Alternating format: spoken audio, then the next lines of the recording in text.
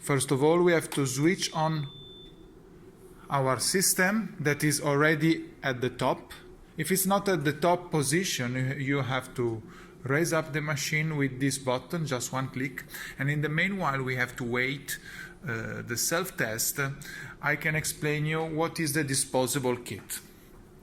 For disposable kit for ILP, we have the oxygenator, pediatric oxygenator from Sorin, Lilliput 2.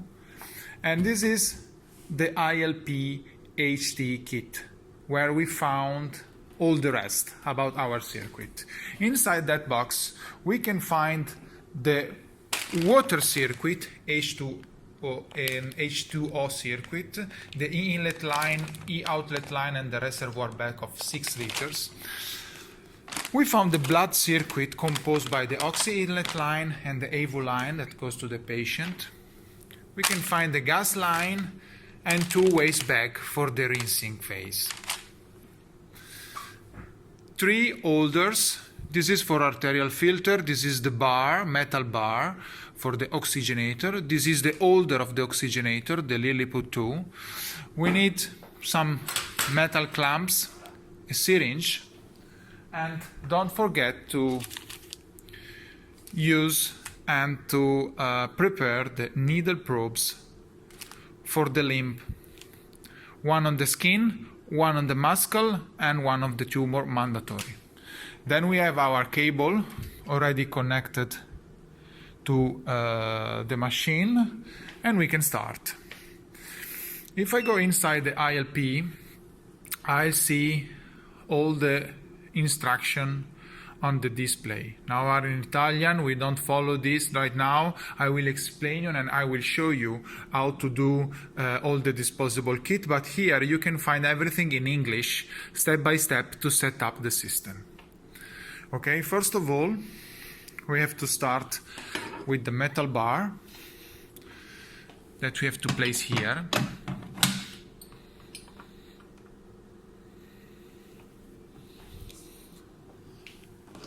Then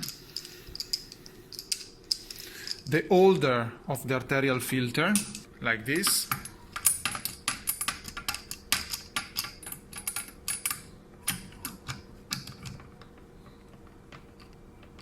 Okay, and then the real holder. Okay, this is the holder of the oxygenator. This is the holder of the arterial filter. And we are ready for the setup of the oxygenator. We can take out our oxygenator from the box.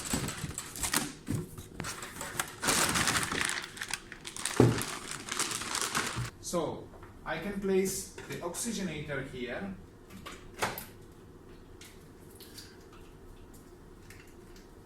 I have to remember to close the lever behind the holder. We can put this manifold that we can find on the right side of the oxygenator and at the top of the reservoir here. Okay, we can take out the yellow cap from the gas line, and we have to connect. Here is already connected. One of these, this is the recirculation line of the manifold. This in one of the filtered lure lock that goes inside the reservoir, like this.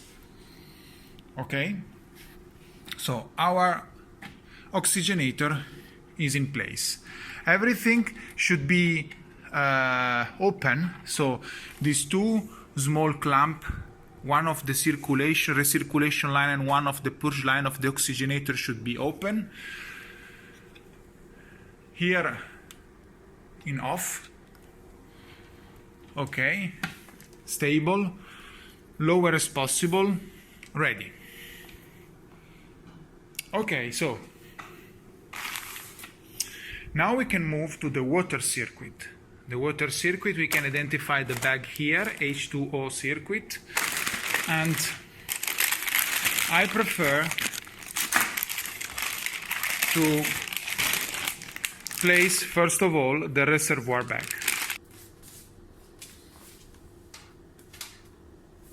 Okay, like this.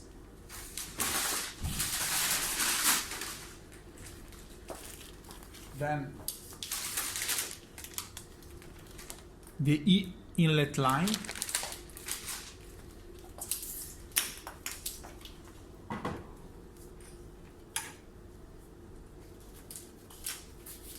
Heater bag inside our heater. 2 pins at the top, 2 pins in the lower side, like this. Close the door with the click. Then I can fix the line here. This to the heat exchanger that is inside the holder of the oxygenator. You can see where is the signal with water in.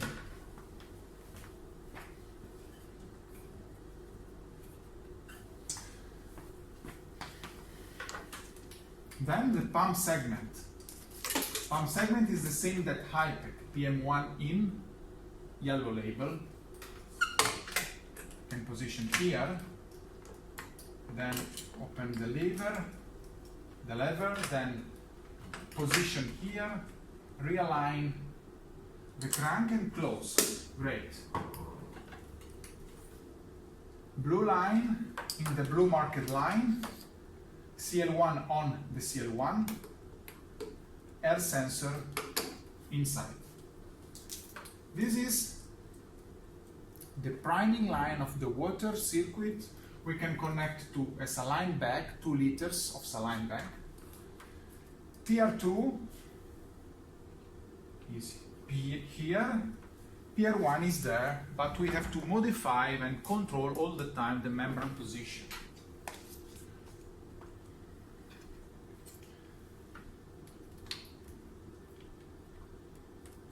Okay. This connected to the reservoir, it's not possible to do a mistake, one direction connection. And this part is done.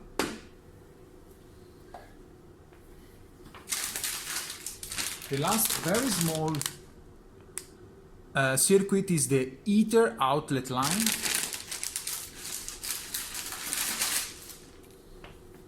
Very small, just from the heat exchanger to the reservoir. And the water circuit is done. Okay? Now the clamp is closed. I can put the internal line of this. Okay, and then I'm going to set up the oxy inlet line of the blood side. Oxy inlet line. First of all, we have to identify the pump segment. I suggest you, when you take out this line, to check all the connection, because some of them are not really strong after the sterilization, so I suggest you to connect again and tie all the connection. Hopefully don't lose nothing on the floor, especially for the blood side. Pump segment. Okay.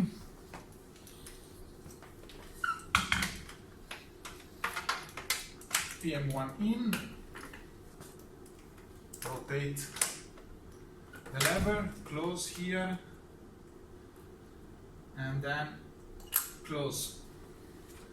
I can close the line with colorate clamp right now, and I have to connect these 2 lines. This is the inlet line, this is the outlet, because the pump rotates in the clockwise direction. It takes from the reservoir to the oxygenator. So, from the reservoir, that is there, to the oxygenator that is there. But you can find also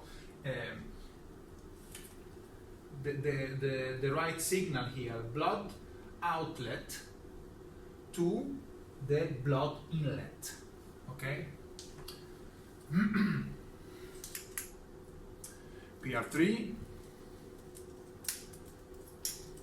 check the membrane all the time, and PR6, great.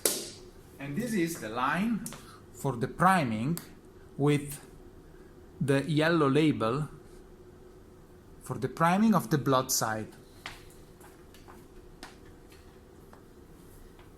So last part now, it will be the AVU line, the last part of the circuit of the blood.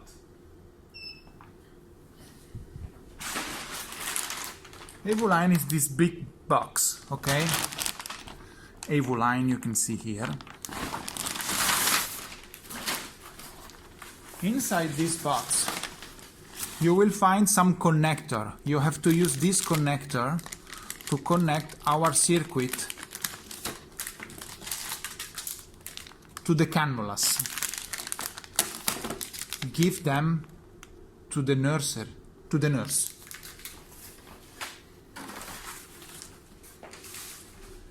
And this is our table pack and AVU line. Of course, the part inside the box should remain inside because they will be sterile until the patient connection.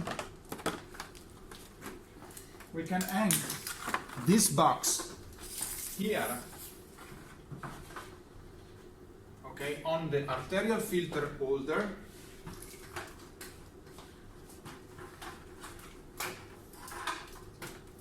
We can position the arterial filter on the holder like this. This is the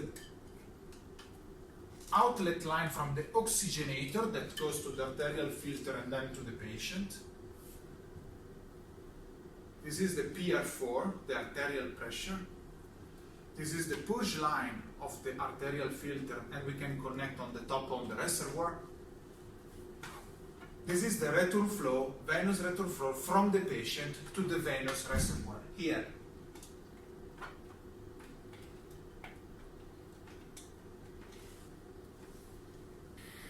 Oxy inlet line from the reservoir to the pump to the oxygenator. AVU line from the oxygenator to the arterial filter to the patient. This is the table pack. From the patient to the reservoir again. We must close this clamp and leave everything else open right now. And at the end, we have to close the arterial line here after the arterial filter here in order to fill before the oxygenator and the arterial filter during the priming. And we have to connect the gas line. There is the connector here, green connector, look. In fact, it's green here. You can connect this to a SECRISE or directly to the oxygen present in the OR, keeping the oxygen at minimum as possible. For sure, not more than 1 liter.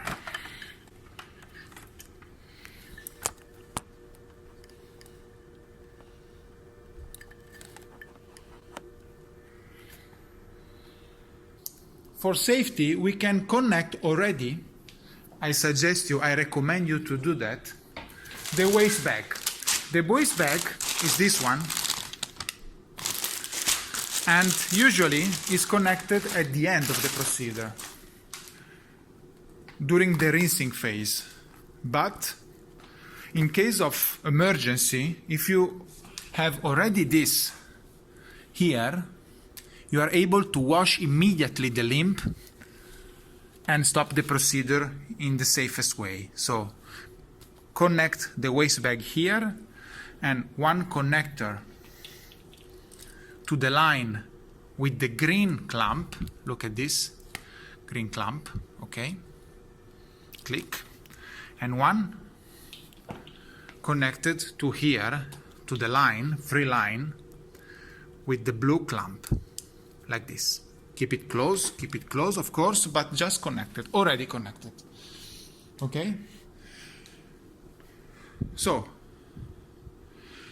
left pump with reservoir and heat exchanger is the water circuit, and is automatic, the volume is automatic, the flow is automatic. You just have to correct during the procedure the temperature of the water and forgot about that. On the left side of the system we have the blood pump, the oxygenator line, and the patient line with the arterial filter.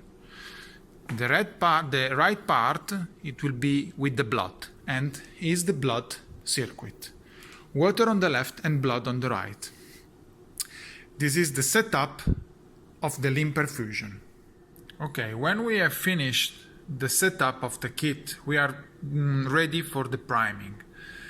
For the water side, we can just press this button, just connect 2 liters of saline bag,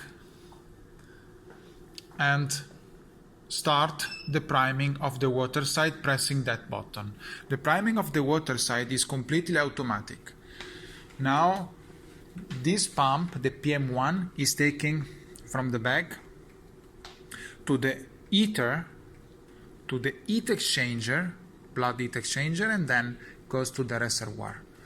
When 1.7 liters are inside our soft bag, the machine stops the filling and starts circulating with high flow in order to remove the bubbles, and it continues until the end of the procedure.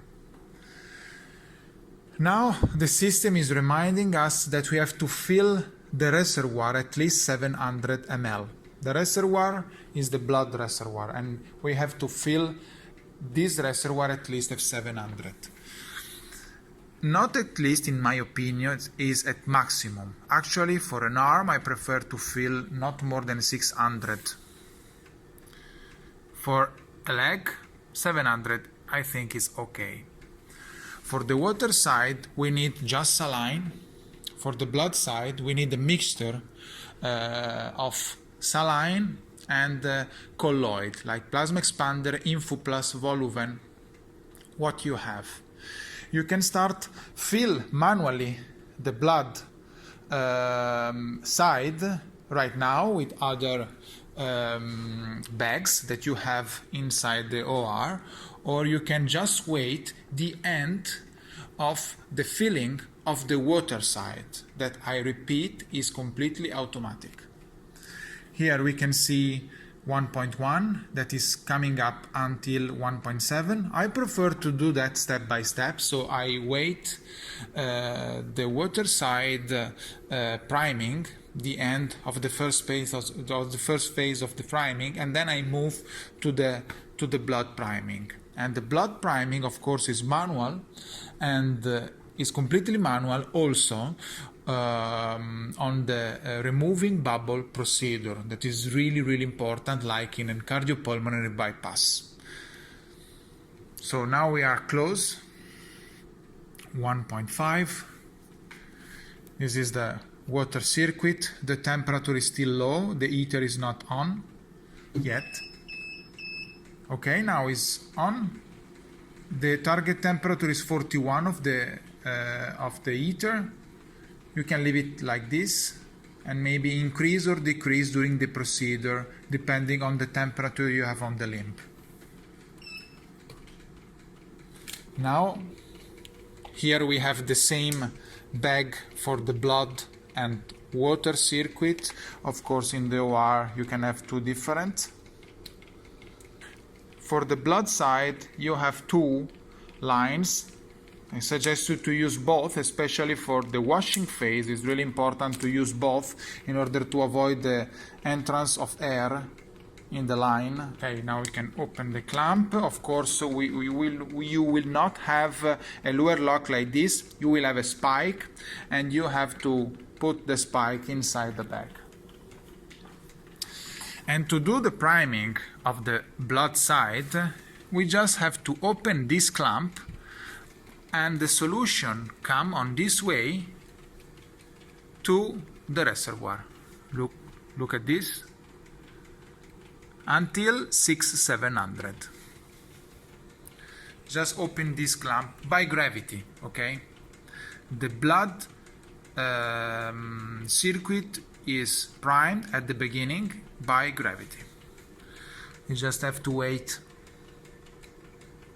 Of course, you have half liter of saline and 200 of colloid. At 500 you can stop, connect the colloid and then continue up to 700. Here we just have normal water for this simulation. In the meanwhile, the water side is working. High flow, standard volume inside the reservoir is 1.7 liter. The temperature of the water is increasing. Now we have enough solution there to complete the priming of the blood side. We have to press this button, that is the priming of the blood side. This will be the blood side, this will be the water side. Now the machine works for 2 minutes at this flow, 400. And we can see that the liquid is going from the reservoir to the oxygenator. The oxygenator will be full in few seconds. And then from this side we'll start to fill the AV line and the arterial filter.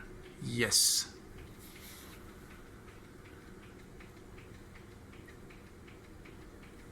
This is the beginning of the priming, the first automatic part. And we have to wait 2 minutes because after 2 minutes the machine will tell us some operation to do, and we can use the flow that we want, but not before 2 minutes.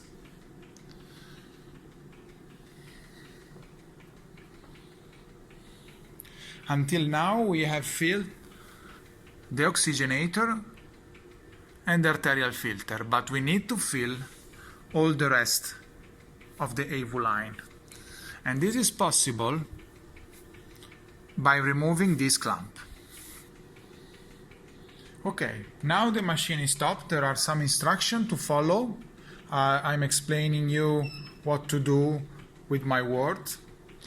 Okay, so we have to close these 2 small clamps. One is the purge line of the oxygenator and one is the recirculation line of the oxygenator. We have to close the arterial filter purge line. We have to close the arterial filter bypass line. We can open this clamp, taking out the manual clamp, metal clamp, and then we can choose the flow that we prefer. I'd like to use high flow in order to remove much bubbles, and start again.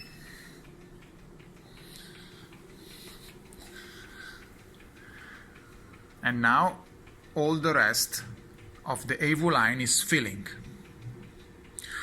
We can, during this phase, you can decide the best way that you prefer to remove all the bubbles. First of all, I usually open the purge line and then close here in order to remove the bubbles from the lower side to the top. We have probably some bubbles here, and to take out the bubbles here we have to hit the table pack. Another nice procedure that you can do is to clamp partially the line in order to increase the pressure inside and the probability to remove all the bubbles, all the micro bubbles. With this partial clamp you can do again some heat in the filter, some heat on the box. It's very important to overturn the filter. Overturn, I mean doing something like that. Okay, great.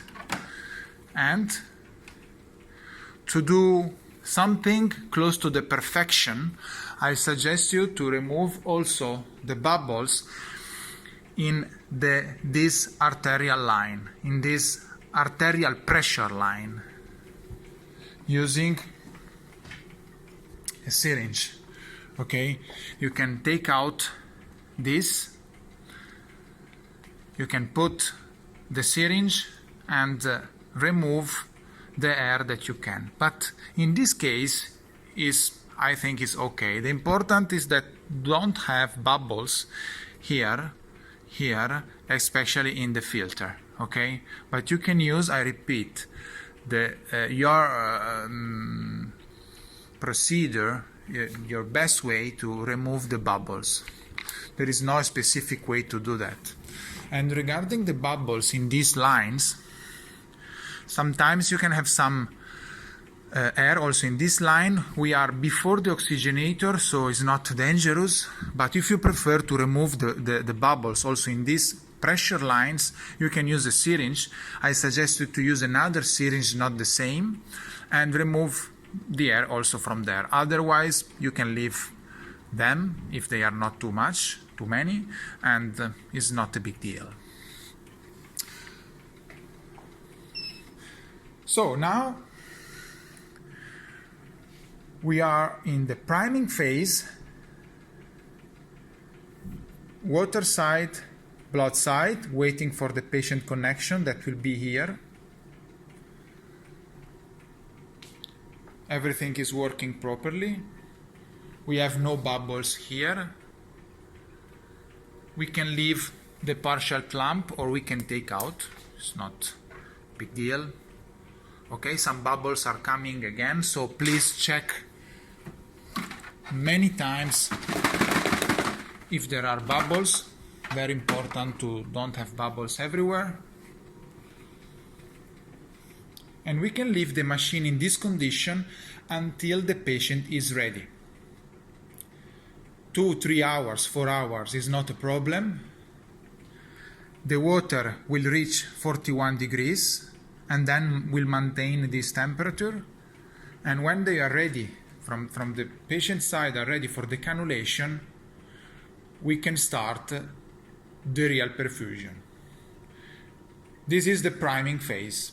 Okay, now the priming phase is done. We have to move to the perfusion phase. Before doing that, we have to inject the heparin, 5,000 units inside our circuit. That is really important to do before the connection of the patient. We can inject the heparin right here in the drug port, but at the beginning I suggest you to move to the AV shunt in order to push the line of the drug for a few seconds and then move to the drugs injection. Put the syringe with the heparin, inject the heparin here. I repeat, 5,000 units.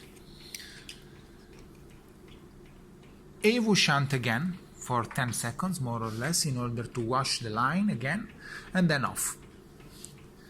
Now the heparin is done, but before the cannulation the heparin must be injected also in the systemic circulation. The systemic dose is at least 200 units per kilograms. Ask to the anesthesiologist and to the surgeon if they already done that. If yes, we can really move to the perfusion phase. To do that, we need to give the box to the surgeons, but before we have to move to the perfusion phase.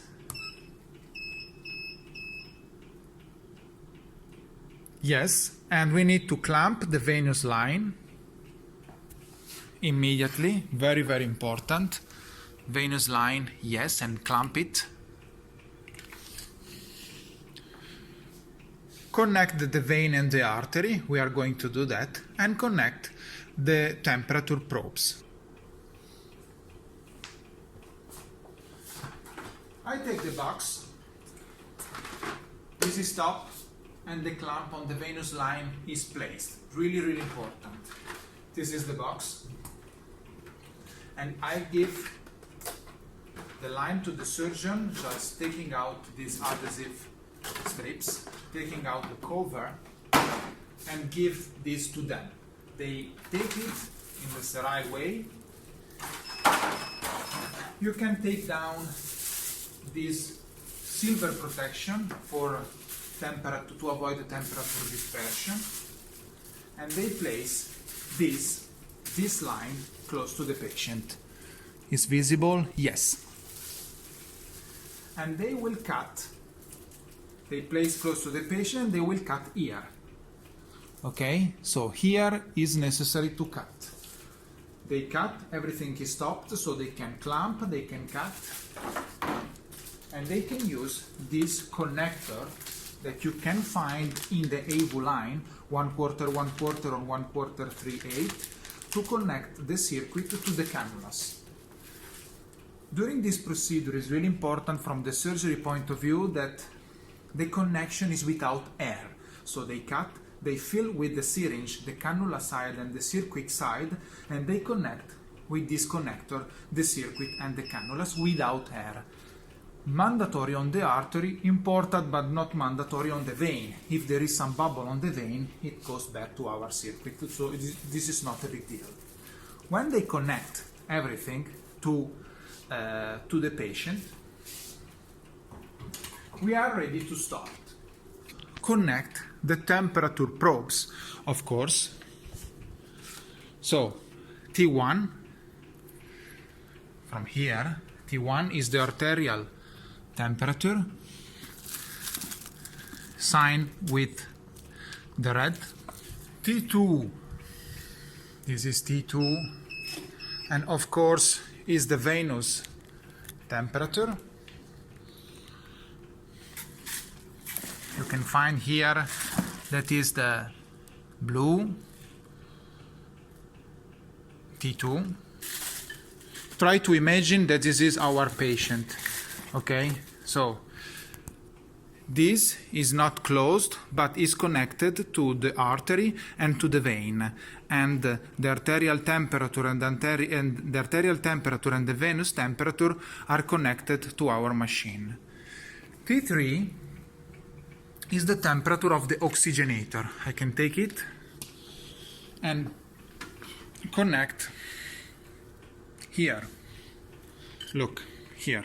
Now I have T1, T2 and T3 connected. Okay, clamp the venous line, done. Connect artery and vein to the patient, done. Connect the probes, done. Okay.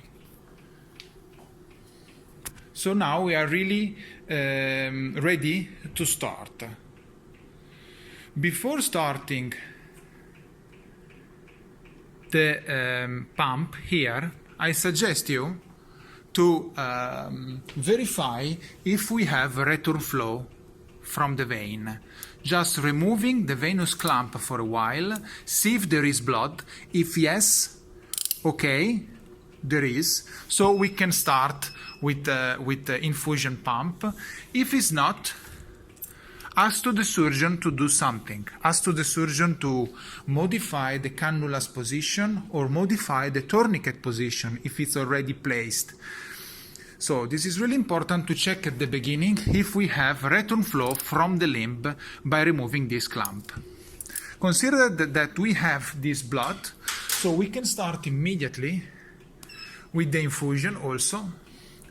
I suggest you to start with the low flow, 300 more or less for a leg, 200 for a limb, for an arm, for example.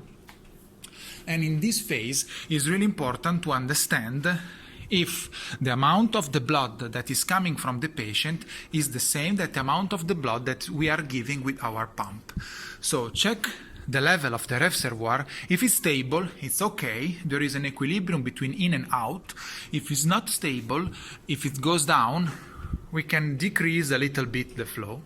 If it goes up, we can increase a little bit the flow.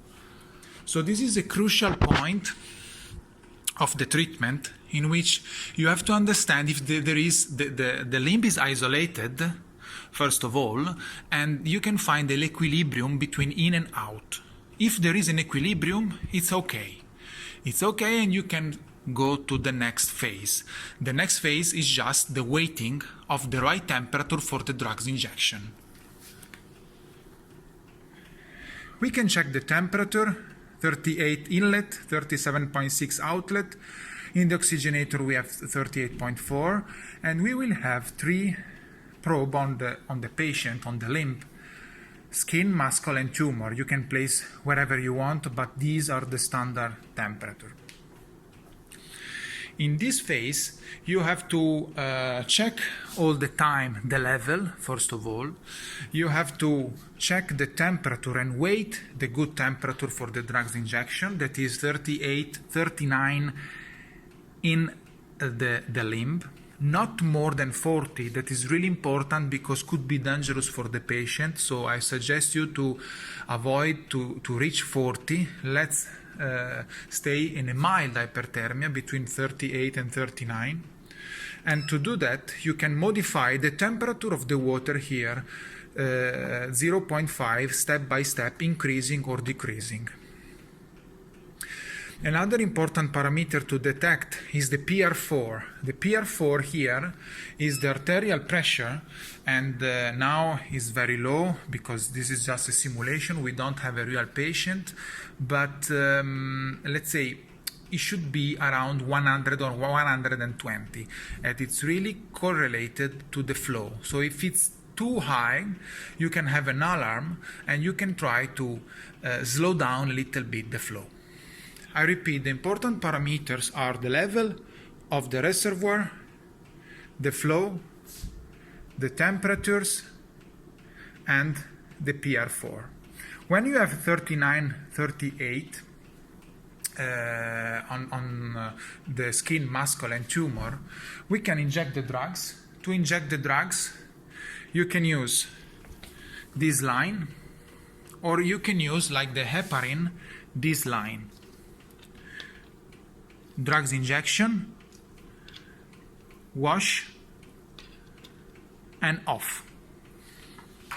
And start the timer, 1 hour. During this phase, you can detect the same parameter, you can monitor the same parameter, you can do some hemogas analysis. Here, you can move to the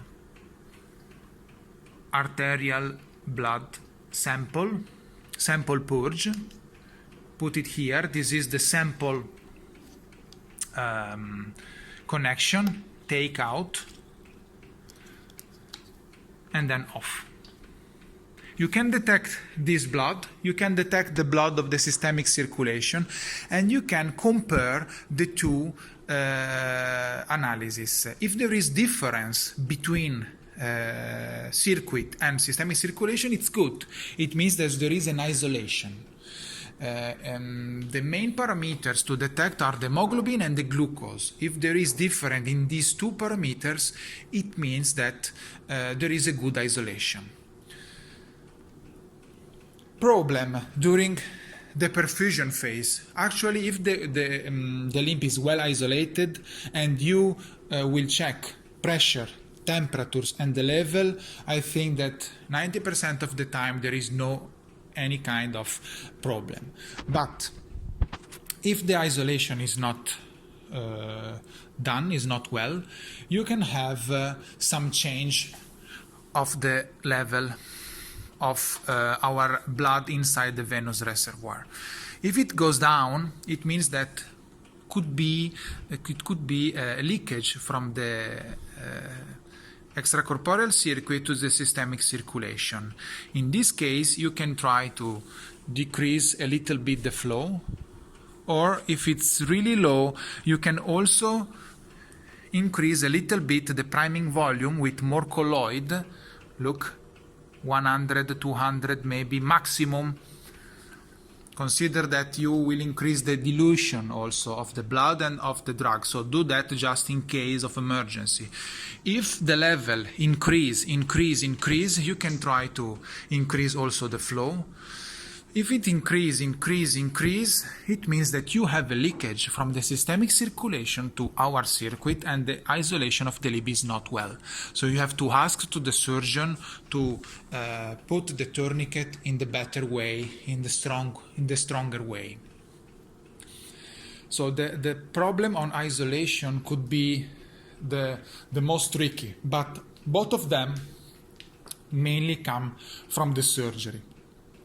From the machine point of view, there is no big deal to manage. There are no big mistakes that you can do. Just check, I repeat, the temperature, the level of the reservoir, and the pressure. So, during the circulation, you have to check all these parameters. You have to wait. After the melphalan, probably you will have a much more return flow and you should adjust the flow up to, I don't know, 500, 600. It depends on many variables. And after that, when you reach the end of the timer, when the circulation time is elapsed, you can move to the final phase, the washing and emptying.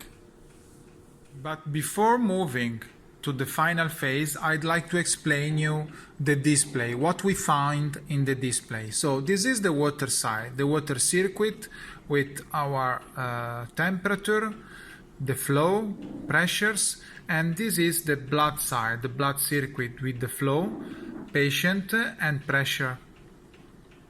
T1, T2 and T3 are the temperature. I didn't connect the temperature on the patient because I don't have needle probes in this simulation, but in total you should have about 6 temperatures. This is the treatment phase selection, priming, perfusion, rinsing and emptying. In this secondary screen, we just need the data of the patient here, and we can modify also the name of the probe and the graph of our temperature. The rest is not really useful, but the software is the same than Hipec, that is really similar. So we can move to the rinsing phase once we have reached the end of the timer. It's 59 minutes left right now in the simulation, but we can of course skip it, and when a message at the top will be circulation time elapsed, you can move to the rinsing phase. And I have to immediately clamp the venous line. When the pump here is stopped, a clamp here must be placed. When usually you take out the clamp, you have to start the pump. Okay, this is the venous coming flow, this is the arterial infusion flow. So here we have some instruction to follow to change the circuit configuration. Everything is explained here with a nice step-by-step instruction and a draw, but I will explain you with my words. Now, what we have to do is a washout phase. It means that we need to inject in the limb, in the isolated limb that is still isolated, new solution, a mixture of colloids and saline. For a limb, for inferior limb, for a leg, it needs to be 4 or 5 liters. For an arm, it needs to be 2-3 liters. So we have to place new solution here. I suggest you to use both lines. This is really tricky sometimes, because if some air coming from these bags, it could go to the oxygenator and sometimes to the patient. So I really recommend you to place in any lines one bag, and don't let the bag finished. So until the end, when the bag is going to finish, start the other, and don't let the air coming into this line. This line is the one with the yellow clamp. Okay, this is the blood priming line, and I need to place a solution bag for the washing phase in this line. This is really important. Okay, so to change the circuit, I have to open this yellow clamp. In fact, this pump is going to take from this line and not from this line anymore, so I have to close this, open this. The solution will goes to the oxygenator, from the oxygenator to the patient, and from the patient I need another metal clamp, because from the patient the blood is coming on this way. I need to bypass the venous reservoir now, placing a clamp here just before the inlet line of the reservoir, and open this blue clamp, and we are going to collect our residual blood into the waste bag. So from one side we are going to take from this bag to the pump, oxygenator and patient. To the other side we are collecting blood, not in the venous reservoir but directly into our waste bag. Once I've done this modification of the circuit, I can start pressing this button, and now we have an alarm, probably because I forgot yes, a clamp on the venous side, so could happen. So this is a troubleshooting, of course. I remove this clamp from the vein, and now I'm able, of course, to do the washout phase. I repeat, when this pump is going, moving, there will be no clamp on the venous side. When I place a venous clamp, this pump should be stopped. So now I'm doing the washing phase. I have to try to keep the patient balance around 100, 150 maximum. Should be in the green or yellow line. If it goes in the red part, it means that too much volume is going to the patient. If it goes in minus, it means that too less volume is going to the patient, too low volume. So I need to adjust the patient, the inlet flow, in order to have as much as I can the same patient volume here. So now it's increasing, so it's better to increase, not too much. I'm increasing too much. Okay.